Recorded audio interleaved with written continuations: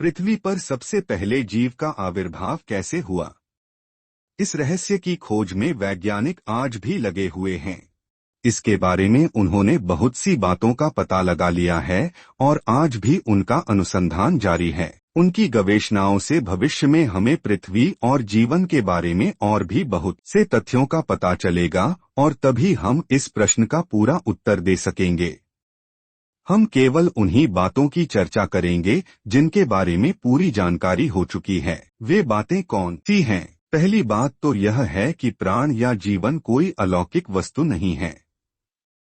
इस पृथ्वी पर प्रत्येक वस्तु अपने सूक्ष्मतम रूप में वास्तव में सजीव ही है। जिन वस्तुओं के मिश्रण से मानव शरीर बना है, वे कौन सी वस्तुएं हैं? वैज्ञानिकों का कहना है कि उन वस्तुओं में प्रधान कार्बन है। कार्बन के अलावा हाइड्रोजन, क्लोरीन, आयरन, लोहा, magnesium, iodine, oxygen, nitrogen, calcium, manganese, boron इत्यादि अन्य कई वस्तुएं भी हैं। इस प्रकार की वस्तुओं को वैज्ञानिक मौलिक पदार्थ कहते हैं। अब यह जानना आवश्यक है कि मौलिक पदार्थ किसको कहते हैं। यह एक उदाहरण से साफ हो जाएगा। हिंदी को ही ले लो। उसमें तुम्हें हजारों शब्द मिलेंगे, लेकिन अक्षर केवल 46 ही हैं। हिंदी भाषा का हर शब्द इन 46 अक्षरों में से ही कुछ अक्षरों के मिश्रण से बना है। पृथ्वी की वस्तुओं का यही हाल है। पृथ्वी पर करोड़ों वस्तुएं तुम्हें देखने को मिलेंगी, जैसे पानी, मिट्टी, कागज, कलम, घास, फूल, लकड़ी, स्याही, अंडा, दूध वगैरह। लेकिन जिस प्रकार हिंदी भाषा का हर शब्द उसके अक्षरों में से कुछ अक्षरों को लेकर बना है, उसी तरह इस पृथ्वी की हर वस्तु कुछ मौलिक पदार्थों से ही बनी हुई है। इस प्रकार के मौलिक पदार्थों की संख्या 92 है। पृथ्वी की ऐसी कोई वस्तु नहीं होगी जो इन 92 मौलिक पदार्थों में से ही कुछ के सम्मिश्रण से न बनी हो। इस प्रकार के मौलिक पदार्थों के सम्मिश्रण से जो भी वस्तु बनती है, उसको वैज्ञानिक यौगिक पदार्थ कहते हैं। उदाहरण के लिए पानी को ही ले लो। वह इसी प्रकार का एक यौगिक पदार्थ है और ऑक्सीजन और हाइड्रोजन नाम के दो मौलिक पदार्थों के सम्मिश्रण से बना है। नमक भी इसी प्रकार का एक यौगिक पदार्थ है जो सोडियम और क्लोरीन नाम के दो मौलिक पदार्थों के सम्मिश्रण से बना है। इसी प्रकार कार्बनय, ऑक्सीजने, नाइट्रोजने, हाइड्रोजने, क्लोरीनय, आयोडीनय, मैग्नीशियम और दूसरे बहुत से मौलिक पदार्थ सजीव वस्तुओं में होते हैं। सजीव वस्तु को प्रोटोप्लाज्म कहते हैं। इसी प्रोटोप्लाज्म से पृथ्वी के समस्त पेड़ पौधे, प्राणिये, कीड़े मकोड़े, एक शब्द में कहें तो जीवित या सजीव कहलाने वाली समस्त वस्तुएं और प्राणी बनकर तैयार हुए हैं। एक मान्यता के अनुसार सूर्य से पृथ्वी जब छिटक कर आई, तब क्या प्रोटोप्लाज्म नाम की कोई वस्तु पृथ्वी पर थी? नहीं, उस समय ऐसी कोई वस्तु पृथ्वी पर नहीं थी, क्योंकि उस समय तो चारों ओर आग ही आग थी। सूर्य की तरह पृथ्वी भी आग का जलता गोला थी। उसके बाद धीरे धीरे पृथ्वी ठंडी होती गई और उस पर पहाड़, समुद्र, नदी आदि बनने लगे। पृथ्वी पर पानी में धीरे धीरे कुछ मौलिक पदार्थों के सम्मिश्रण से प्रोटोप्लाज्म का उद्भव हुआ। यह कैसे हुआ और कब? इन प्रश्नों का उत्तर अभी वैज्ञानिक पूरी तरह नहीं दे सके हैं, हालांकि वे इसकी खोज में लगे हुए हैं। लेकिन इस बात का पता चल चुका है कि पानी पर आदिम प्रोटोप्लाज्म की ये बूंदें ही पृथ्वी पर सर्वप्रथम जीवधारी प्राणी थे। स्वच्छ, फिसलने वाली छोटी छोटी बूंदों की तरह थीं ये जीवधारी वस्तुएं। ये इतनी छोटी थीं कि आज के मनुष्य की आंखों से वे नजर नहीं आ सकती। ऐसी वस्तुओं को देखने के लिए वर्तमान युग के मनुष्य ने सूक्ष्मदर्शी यंत्र बनाया है, जिसकी सहायता से वह छोटी छोटी वस्तुओं को बहुत बड़ा बनाकर देख सकता है। इन अति सूक्ष्म छोटी छोटी प्रोटोप्लाज्म की बूंदों को ही हम मनुष्य का आदि पूर्वज कह सकते हैं। मनुष्य ही क्यों, इस पृथ्वी के सभी पशु पक्षी, पेड़ पौधे, कीड़े मकोड़े और दूसरे जीवधारी प्राणी, इन सबके आदि पूर्वज ये प्रोटोप्लाज्म ही हैं। प्रोटोप्लाज्म की हर एक बूंद को वैज्ञानिक जीवकोश कहते हैं। यह जीवकोश क्या है? जीवधारी वस्तु के सबसे सूक्ष्म भाग को जीवकोश कहते हैं। जैसे मिट्टी का बर्तन मिट्टी के बहुत छोटे छोटे कणों से मिलकर बनता है, उसी तरह सब जीवधारी वस्तुएं भी इसी प्रकार के जीवकोशों से मिलकर बनती हैं। लेकिन मजे की बात यह है कि हर जीवकोश अलग अलग अपनी अपनी जगह पर एक एक, इसके हिसाब से हमारा शरीर सिर से लेकर पैर तक अनेक जीवकोशों से बना है और हर जीवकोश अपने स्थान पर एक सजीव वस्तु है। लेकिन पृथ्वी की प्रथम जीवधारी वस्तुएं, प्रोटोप्लाज्म की बूंदें, हमारे शरीर की तरह जीवकोशों का समूह नहीं थीं, बल्कि एक एक जीवकोश से बनी हुई थीं। इसलिए इन जीवों को हम एक कोशी जीव कह सकते हैं। कितने आश्चर्य की बात है! सारा शरीर क्या है, केवल जीवकोश ही जीवकोश है। लेकिन इससे भी अधिक आश्चर्य की बात यह है कि आज भी पृथ्वी पर इस प्रकार के सजीव जीवकोश का स्वतंत्र अस्तित्व है। सूक्ष्मदर्शी यंत्र से काई पड़े तालाब के पानी की जांच करने से आज भी हमें इस प्रकार के जीव दिखाई देते हैं।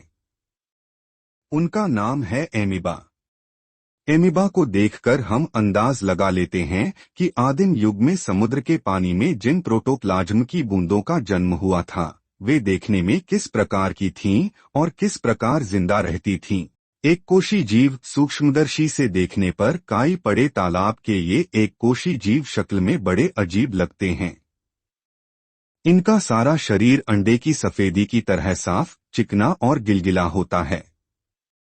इन बूंदों में हमारे शरीर की तरह हाथ पैर या आंख, मुंह जैसे कोई अलग अलग अंग नहीं होते। इनका पूरा शरीर ही हर अंग का काम करता है।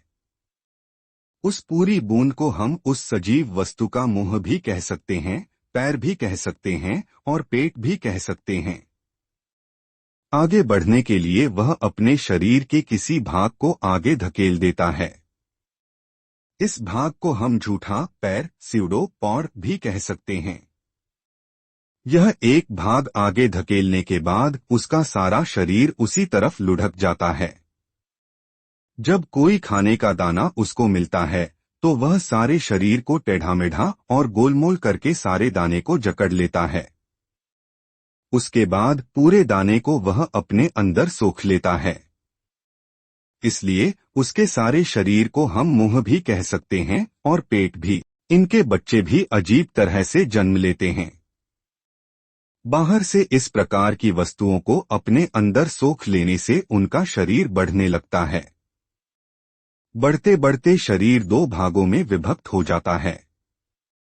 इस तरह एक जीव से दो जीव बन जाते हैं, 2 से 4, 4 से 8, 8 से 16।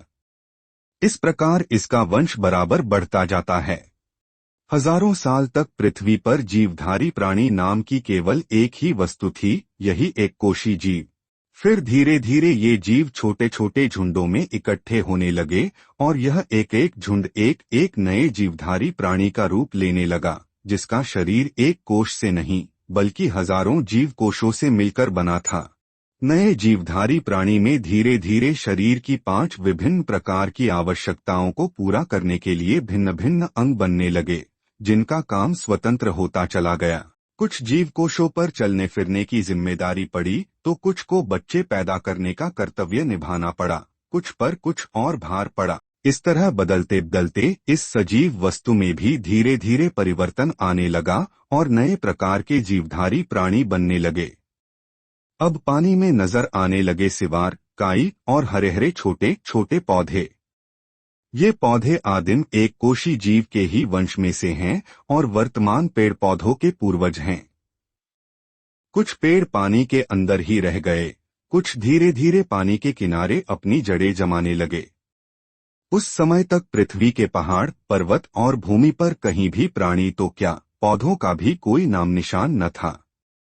आज के पेड़ पौधे जो पृथ्वी के हर भाग में दिखाई पड़ते हैं, बहुत बाद में पैदा हुए, लेकिन उसकी चर्चा आज हम नहीं कर रहे हैं।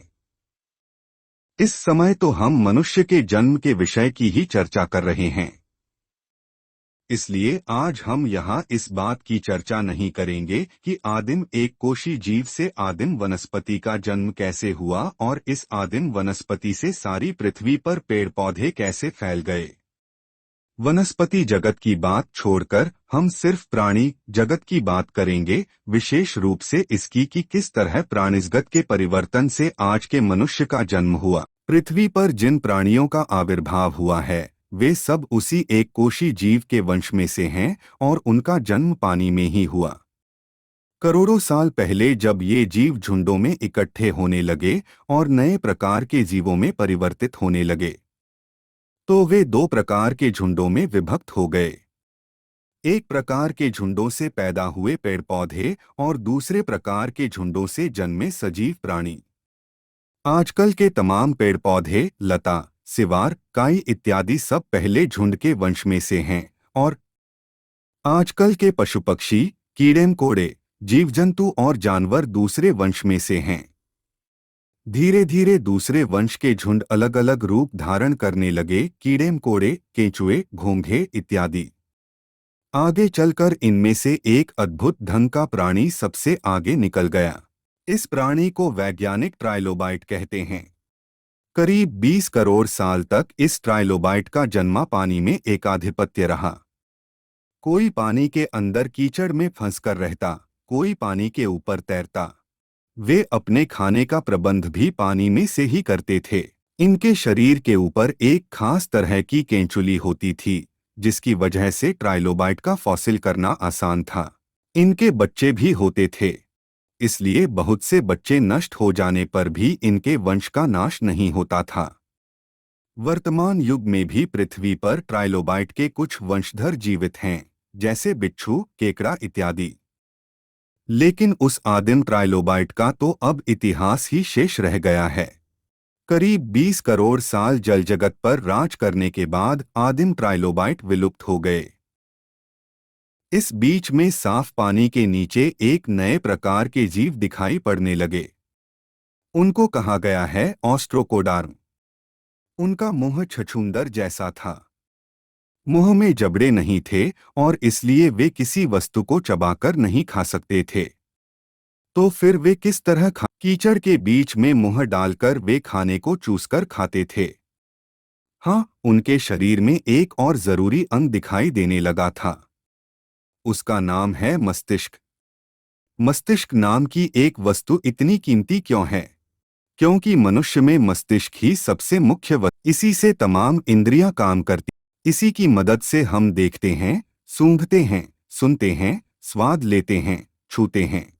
यही नहीं, हम मनुष्य जो इतना जटिल काम कर सकते हैं और विभिन्न विषयों पर सोच विचार कर सकते हैं, यह सब मस्तिष्क की बदौलत ही है और इसी कारण इसकी इतनी कदर है। लेकिन इसका यह अर्थ नहीं कि ऑस्ट्रोकोडार्म का मस्तिष्क मनुष्य के मस्तिष्क जैसा ही था। मनुष्य के मस्तिष्क की तुलना में ऑस्ट्रोकोडार्म का मस्तिष्क नगण्य था। इसलिए ऐसा सोचने का कोई कारण नहीं है कि उसकी इंद्रियां हमारी इंद्रियों की तरह तीक्ष्ण थीं और उसकी चिंतन शक्ति हमारी तरह थी। ऐसा समझना गलत होगा। मनुष्य के मस्तिष्क और ऑस्ट्रोकोडार्म के मस्तिष्क में इतना अधिक अंतर है कि उनकी आपस में तुलना की ही नहीं जा सकती।